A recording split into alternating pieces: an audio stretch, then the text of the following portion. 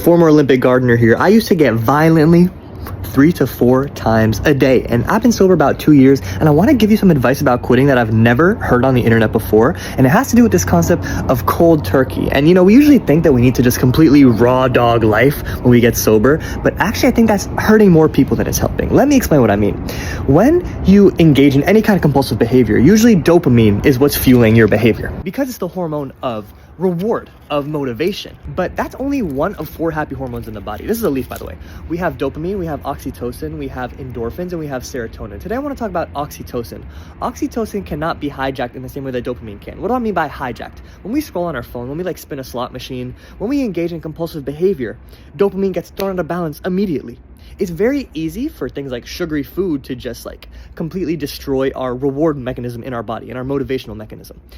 But oxytocin does not work like that. Oxytocin is only secreted when you have real, loving experiences in the world. Because oxytocin is the hormone of loving connection. We experience it when we hug a tree, when we're laughing with our friends, when we pet a dog, things like that. So when you quit any kind of compulsive behavior, the best thing to do is not to just sit around and twiddle your thumbs and wait for the withdrawals to pass. It's to actually go out and have real fun experiences in the world. And I know that sounds like, an obvious idea. Think about it as eating junk food versus eating actual healthy ingredients. If you actually go for oxytocin instead, if you go out and you feel connected to something bigger than yourself and you have an experience that has to do with not just what's happening in your own head, in your own space, you are gonna not even have any cravings anymore. You're gonna realize that junk food you were eating before was not it, and you're way happier now. So next time you're trying to quit any kind of compulsive behavior, all you have to do is just go out into the world and experience something that you wouldn't be able to do when you were alone at home. And I promise the process will be so much easier for you. I love you. You're exactly where you need to be. Mwah.